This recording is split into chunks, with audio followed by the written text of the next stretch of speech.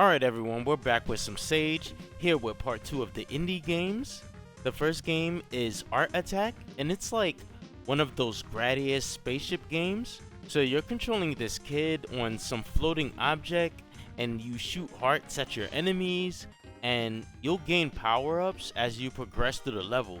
And it will let you deal like some big damage to these enemies. You'll be able to kill them a lot quicker, and you do not want to get hit once you get these power-ups because you can lose them, and then the game can become a bit underwhelming. Like I started, trying to shoot a bunch of enemies and they just weren't dropping quick enough, so I would just start avoiding them altogether.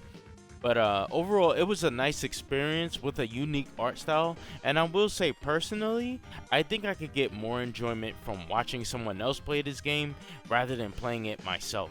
It was just a little bit uneasy on the eyes.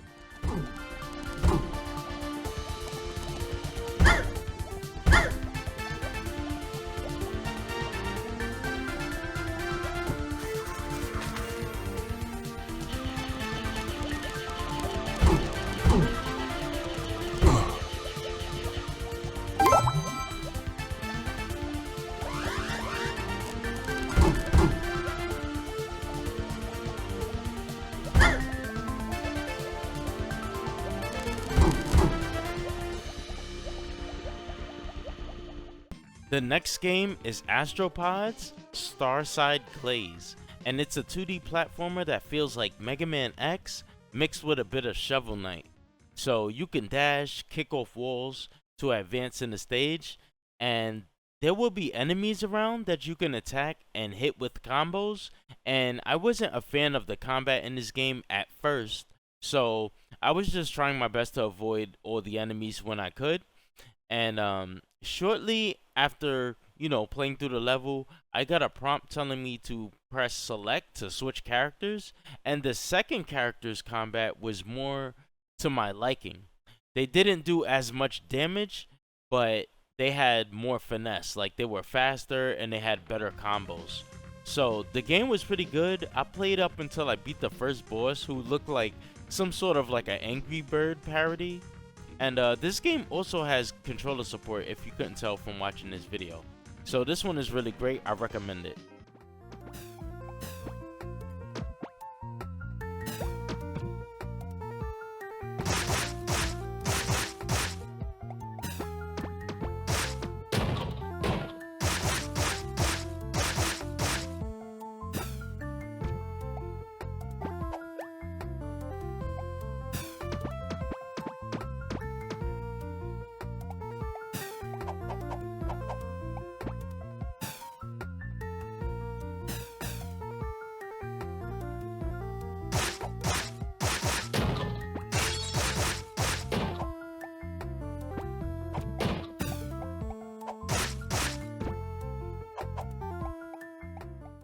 The next game is Horoscope, and it's a 2D Sonic style game.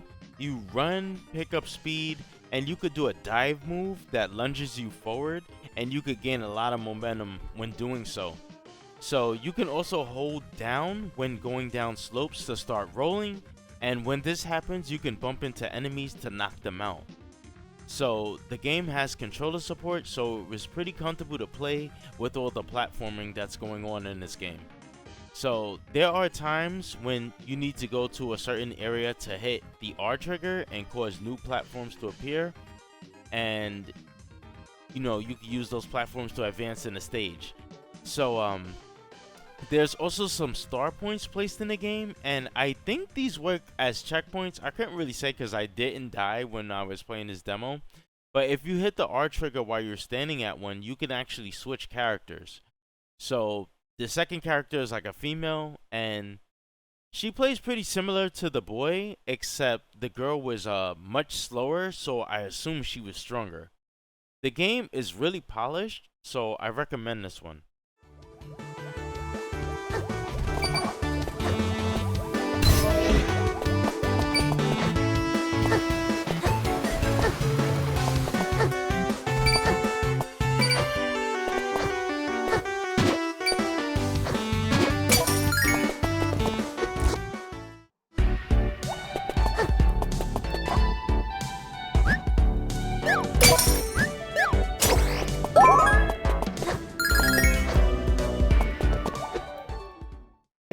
The next game is Oriole Wings of Hope.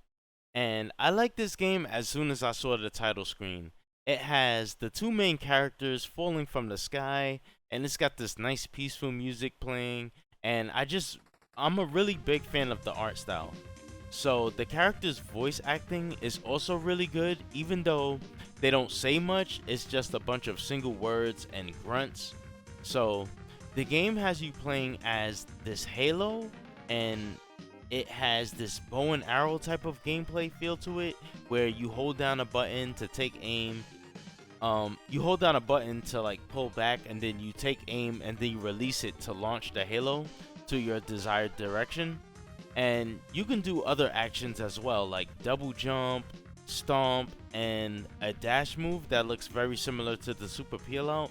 So it was just a nice peaceful chill game with some increase in difficulty as you progress. Like, it was like a smooth transition in which the game, would become more difficult. So it was really professionally done in my opinion. So this was made on the Unity engine, and it has controller support. So like I said, overall presentation for this game is just top notch. Let's do this. Take this!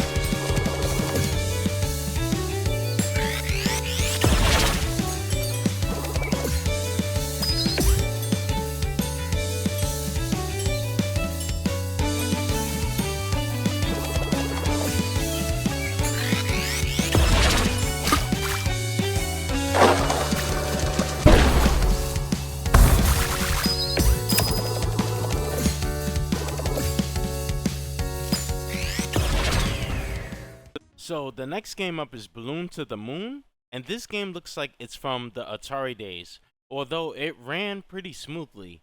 I had a small issue when starting this game because you're told that you can use the D-pad or the analog on your controller, or you can use the arrow keys or the A and D keys on your keyboard. But for me, the only thing that worked was the A and D keys. So, and it's funny because those were the last keys that I wanted to use. So anyway, the game is pretty simple. You just run left and right, and then you bounce on these balloons to launch yourself into the air so you can collect these coins. There's a few bottomless pits and some red spikes that can kill you when you touch them.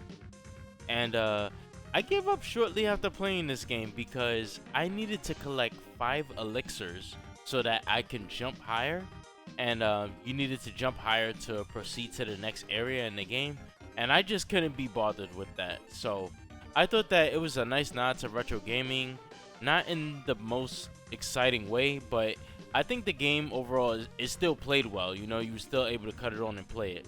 So that's going to do it for me on this video. Thank you all for stopping by. Thank you once again for 2,000 subscribers. I really appreciate that. Anyway, we will see you in the next video.